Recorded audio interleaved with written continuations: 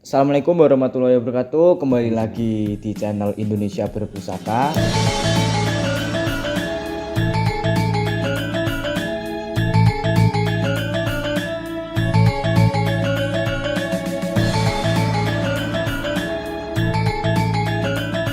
Oke, sobat, kali ini kita akan membahas dengan tamu yang masih sama, tapi saya masih juga tetap sendiri. Karena partner saya tidur lagi.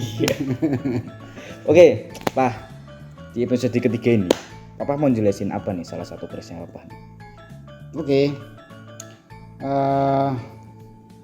Ini keris sengklak. Sengklak. Kenapa dinamanya? Kenapa bisa namanya sengklak itu? Artinya maksudnya? Sengkelat itu kalau ceritanya pertama kali dulu dibuat pada zaman Majapahit. Nah, itu yang jadi pancernya yang pertama kali. Nah, terus setelah itu akan empu berikutnya pada bikin itu putran, namanya putran. Ada yang zaman Majapahit juga, zaman Putran kerajaan gimana maksudnya? yang meniru bentuknya. Oh. Nah, ini yang sengkelat yang dibuat menurut perkiraan ahli, Papa juga nggak tahu ya aslinya ya.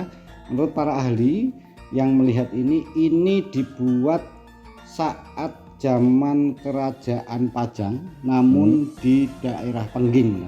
Pengging itu ya Boyolali lah sekarang. Boyolali. Kalau Pajang kan di Solo, di Surakarta. Nih, Ke Solo ya, ini daerah Solo. Oke, ada apa nih wadahnya nih? Kayaknya kok kita lihat dulu ya. juga nih. Ini kalau model warangka begini, ini namanya Ladrang Surakarta. Cerita Ladrang, Keraton Surakarta model kayak begini. Bahannya, kalau bahannya ini dari kayu trembalo Jawa kuno. Ini kuno nih Kak. Dan trembalonya iras. Jadi ini gabungkan, biasanya sambungan nih. Ini iras. Terus pendoknya blewah dari perak. Ini dari perak. Jadi ini nyambung ya? Ini nyambung asli. Jadi memang dulu kayunya besar gitu. Kayunya besar. Ya kan? Jadi memang kayu pilihan. Dan ini kuno nih. Ini asli tuanya ini. Bawaannya dulu Papa dapatnya keris ini Langsung ada sudah orang asli. Ini Papa nggak bikin, nggak ganti karena memang ini kondisinya masih sangat bagus dan ini sepuh. Tua ini. Cuman ini apa? Ininya apa memang bawahnya udah ada ini putih nih? Oh, ini pendoknya. Oh, pendoknya Papa ganti. Papa ganti yang perak. Ini bagus, dulu pendoknya biasa sih. Jelek gitu kan. Nah, ini ya biar pantas lah karena lihat pusaka ya. Ini sepertinya pusaka. Nah, terus dedernya ini ya deder gaya Surakarta dari kayu tayuman. Nah, memang yang paling bagus dari kayu itu ngetrennya memang kayu tayuman. Kayu tayuman itu istimewanya apa? Kalau di air, ditaruh di air gitu tenggelam deh. Karena seratnya yang sangat rapat, padat dan berat, jadi dia tenggelam. Kan kayu biasanya ngambang kan kalau ditaruh di air, di dalam ember gitu. Nah, ini tua juga. Jadi Berarti ini waktu beli itu langsung ada ininya juga. Iya. Jadi Dan itu masih bagus semua kualitasnya.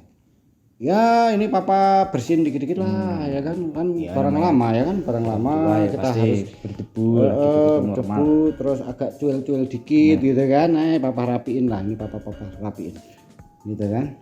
Nah, karena ini pusaka ya, gitu. Terus mendaknya, ini cincinnya ini hiasan di sini ini perak ya, dari perak dan ada mata intannya. Oh, intan. Itu intan itu. Hal ya, oke ya. Ini dari yang ikatnya ini bentuk dari bahannya perak dengan mata intan. Berarti yang ini bukan bawaan ya intannya? Bawaan? Oh, dari sana juga kayak gitu. Ya, cuma ininya aja yang bentuknya Papa beliin. Oke, kita lihat ya. Iya.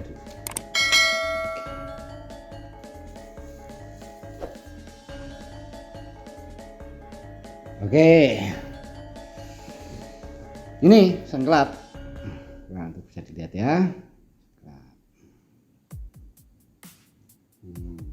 Sengkelat itu ya bentuknya semacam ini, ada loknya berjumlah 13.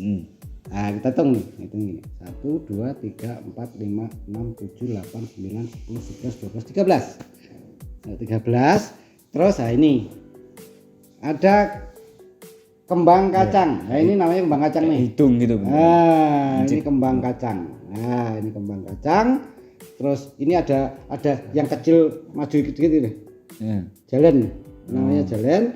Nah, terus di bawahnya ini ada lambe gajah. Ini yang maju dikit ini Kak. Lihat Kayak orang pang gitu ya. Jadi ada klok 13, ada kembang kacangnya, ada jalan, ada lambe gajah 1, ada pijetan atau belumbangan. Ini yang dekok nih. Ada belumbangan, ada tikel alisnya, terus ada sogoan. Sogoan itu loh yang ini kan apa namanya? Dekok ini loh. Cukup. 2. Ini ada depan, belakang ini ada 2. Ada sogoan 2. Ini ada seraweannya. Ini agak cekung nih. Cekung. Ada seraweannya. Oh iya. Oke. Nah, ini yang disebut namanya keris dapur sengklat. Keris Oke. dapur Sengklat. Terus Sama pamor. ada nama dapurnya juga. Keris Ada, dapur ya. sengklat. Ini mirip dengan dapur Parung Sari. Bedanya cuma satu aja ya. Satu aja. Itu lambe gajahnya di sini nih, yang metungul kecil di sini, ya kan? Itu 2. Kalau ini 2 itu sudah beda lagi namanya. Namanya dapur Parung Sari. Terus ini ada gerenengnya ya. Gereneng ini itu standarnya adalah membentuk huruf do, huruf Jawa. Namanya makanya disebut rondo nunut. Oh. Ya ini tuh yang ini kan nggak rata nih. Ini emang sengaja dibikin apa? Sengaja dibikin. Jadi ini kayak huruf do, huruf do Jawa. Nah, ini biasanya yang menjadi kayak tanda tangan empunya. Satu empu biasanya akan membuat model rondo nunut gereneng yang sama terus. Nah itu memberikan jejak. Nah kan para empu dulu tidak biasa tanda tangan misalkan dipahat namanya atau apa, ya paling ada empu Japan lah atau empu apa gitu. Cuma 1-2 orang. Terus ada yang ngasih tanda di pesinya itu didekokin silang, untuk silang. Nah itu pertanda tanda-tanda kayak gitu. Oh ini punya siapa gitu. Nah ini kayak tanda tangan. Itu ya, ini gonjonya Wuwung lurus. Oke, kayak gitu. Jadi ini termasuk keris yang cukup sepuh ya. Ini apa nih? Yang putih-putih ini. Oh, pamornya. Pamornya. Pamor ya. Pamornya ini namanya Ron Genduru Sungsang. Apa itu? Ron Genduru Sungsang itu ya nama pamor. Pamor itu ada yang Ron Genduru. Kalau yang Ron Genduru ini garis-garis pamornya ini adek ya, kan garis-garis ini. Ada garis-garisnya ke atas. Kayak daun apa Daun. namanya? Nah, daun apa ya? Daun sideri apa gitu. Itu ada yang bilang bulu ayam apa gitu. Itu setiap daerah kadang istilahnya berbeda ya. Nah, itu naik ke atas. Nah, kalau ini karena ini turunnya ke bawah, ini arahnya ke bawah begini, ya kan? Itu namanya Ron Genduru Sungsang. Sungsang kan kebalik. Ron Genduru. Oke. Ya. Nih. Oke, sekarang filosofinya dulu itu gimana bisa Oh, tercipta senjata ini? Kalau ceritanya dulu sih memang ini bikinan yang pertama kali ya, yang pancer ya, yang pertama kali, yang masterpiece-nya itu kan bikinan Empu Joko Supo ya, zaman Majapahit. Gitu. Kalau tapi setelah turunan-turunannya kan pada bikin ya, empu-empu turunannya, terus empu yang lain juga meniru model ini putranya. Nah tapi dimaksudkan bahwa kalau dilihat filosofi keris itu kan untuk memotivasi kan, memotivasi pemiliknya yang pesan. Nah ini biasanya diartikan kalau lo 13 itu gampangannya begini, itu untuk orang-orang untuk mencapai kemapanan, ya kan? Dan nggak turun-turun gitu loh. Jadi selalu di atas gitu gampangannya. Iya, dia akan selalu naik, tapi kalau sudah naik nggak turun-turun. Karpe bilung begitu. Jadi supaya orang yang memegang ini mau mendapatkan motivasi. Piandel itu apa namanya? Memotivasi kan? Nah bagusnya begitu. Jadi orang yang punya itu keris itu mempunyai semangat untuk terus naik dan bertahan mempertahankan posisinya. Nah itu. Jadi orang itu kan begini. manusia itu kan ciptaan Tuhan yang paling sempurna. Sebenarnya semuanya itu sudah diberikan Tuhan dan ada pada diri manusia gitu kan. Cuma kadang masalahnya apa? Tidak percaya diri kan, kurang percaya diri sehingga apa kemampuannya tidak bisa muncul karena apa? Nggak pede. Anak-anak sekarang gitu kan, wah aduh nggak pede, takut ini takut itu sehingga apa sebenarnya dia punya kemampuan bagus tapi nggak bisa muncul karena nggak pede. Nah sebenarnya ini kalau bahasa Jawanya dulu keris itu jadi piandel supaya apa orang itu termotivasi sebagai alatnya buat memicu wah udah punya ini nih berarti aku otomatis langsung percaya diri jadi tambah percaya diri langsung menunjukkan apa yang dia bisa padahal sebenarnya ada pada diri sendiri. Orang kalau sudah punya percaya diri nggak perlu macam-macam kayak gitu, tapi kan mana ada orang yang percaya diri terus kan enggak. Nah itu nenek moyang kita itu luar biasa, jadi bisa ngelihat supaya orang itu termotivasi dengan membawa piandel itu.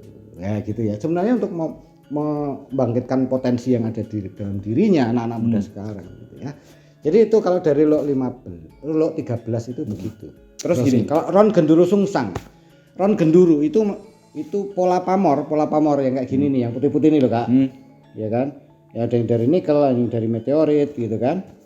Itu ada beberapa model gitu ya.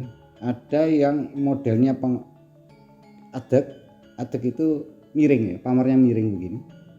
Ini miring, ada yang lumah numpuknya begini. Nah, kalau pamor miring yang kayak begini ini ya, pamor miring kayak begini model kayak gini itu lebih ke kekuasaan gitu. Biar tadi itu dia nggak turun-turun itu. Tapi lebih ke kekuasaan. Tapi ada juga yang mungkin apa namanya, dapurnya sama, dapurnya juga sengklat ya, tapi pamornya mungkin udan mas yang bulat-bulat 21 itu udan mas. Itu bukan untuk kekuasaan tapi apa, untuk kemakmuran. Nah jadi itu bisa diartikan sendiri. Kalau pamornya bulat-bulat gitu, ini semakin makmur dan nggak bangkrut gitu, nggak turun-turun. Maksudnya begitu, memberikan semangat kepada pemegangnya, memberi motivasi supaya kerja keras, ya kan? Kalau anak-anak sekarang yang masih kuliah kayak kakak, adik yang masih sekolah di SMA gitu, belajar dengan tekun supaya tambah pintar, nggak jadi bodoh gitu. Jadi pintar terus gitu maksudnya. Ya ini. Terus lot 13 nih, bedanya sama lot 5, maksudnya kan tadi lot 5 buat ningrat, berarti kewakilan. Apakah ini juga bisa buat orang ningrat juga, apa mungkin orang pengusaha zaman dulu kan mungkin kayak jual ya buah-buahan, makan makanan kayak gitu kan. Ini dulu gimana kalau menurut ilmu perkiraan lot 13 ini dulu dipakai di zaman kerajaannya ini loh. Lot 13 itu kalau standar itu lot terbanyak, itu standar. Ada nggak keris lotnya di atas 13? Ada, 15 sampai 29 ada. Tapi itu namanya kolowijan.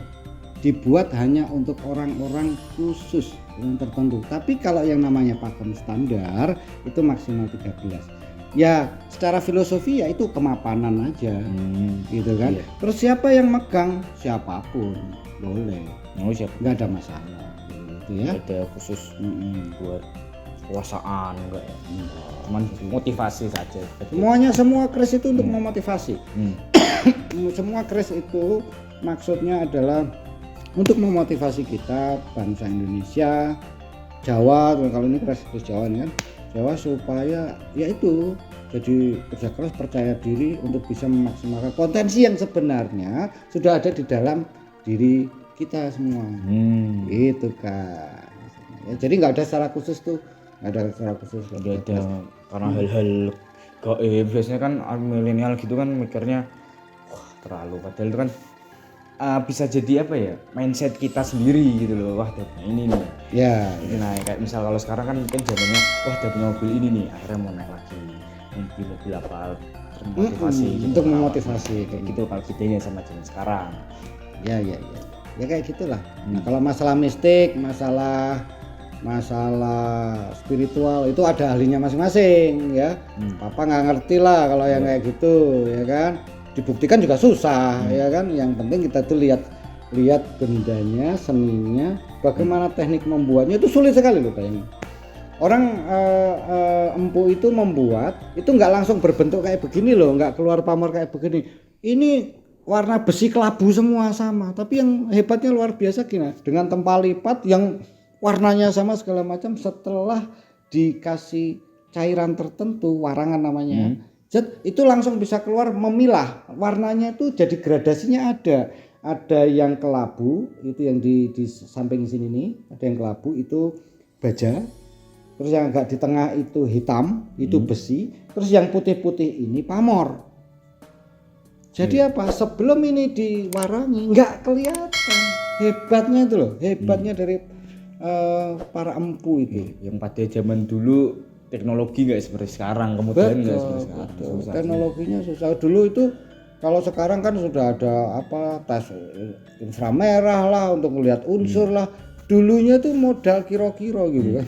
Oh ini besi apa? Besi itu ilmu titen ya, karena memang empu zaman dulu itu kan juga ahli spiritualis, ahli spiritual. Jadi punya keilmuan rasa yang sangat tinggi sehingga dia bisa membedakan oh ini yang bahan yang bagus, model kayak gini ini bagus, ini enggak. Itu luar biasa karena dituntun oleh ketinggian ilmu ilmu spiritualnya, ya kan. Makanya kadang terjadi disakralkan. Ya sudah bikinnya susah, yang bikin orang dengan kualitas spiritual di atas rata-rata. Tentunya kita juga harus menghormati itu kan, harus menghormati. Jadi memang keris itu tidak semacam apa ya senjata-senjata biasa gitu, tapi ini memang dibuat dengan tingkat kesulitan yang sangat tinggi. Dan hanya orang semua sekarang kalau diajarin teori bisa bikin, bisa gitu kan, dikasih alatnya bisa, tapi bagus nggak, pakem nggak, bisa kayak begini nggak, ya bisa ngawur tapi kan. Nah itu yang tetap yang dulu tuh punya kualitas tersendiri. Sekarang pun ada. Jadi yang bisa papa juga tuh malsuin gitu. Iya bukan malsu. Jadi sebenarnya keris yang palsu itu nggak ada. Tapi bikinan baru. Iya. Maksudnya dia menduplikat keris yang inilah.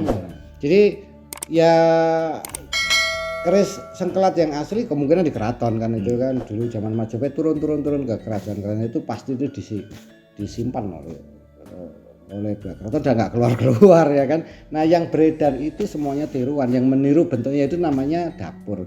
Nah tinggal tiruannya dibuat pada zaman apa. Yang zaman baru ini juga ada bikin sengkelat banyak. Zaman Mataram ada juga, zaman Pajang ada juga. Ini zaman Pajang nih. Zaman Demak ada juga. Jadi wajar nggak ada masalah. Tapi nggak ada yang palsu gitu. Nggak ada yang palsu. Hanya oh ini keris sengkelat era apa itu kan ya. Nah tapi yang namanya disebut keris itu ada ukuran tertentu, minimalnya berapa senti. Ya kan ada juga keris segini tuh, ya kan 5 cm. Itu bukan keris jimat itu namanya. Semar. Dan keris itu harus tempat lipat, Jadi besi, pamor, baja itu dilipat-lipat. Bukan cor. Kalau cor juga bukan keris gitu. Cor mah semen. Jalan cor semen. Gitu ya. Oke, sekian episode kali ini. Kalau ada salah kata atau kurang berkenan, mohon maaf. Jangan lupa klik like, subscribe, and comment yang banyak. Nanti kita jawab kalau misal kita bisa jawab. Oke, sekian Sobat Berpusaka. Assalamualaikum warahmatullahi wabarakatuh. Sampai jumpa. Waalaikumsalam warahmatullahi wabarakatuh.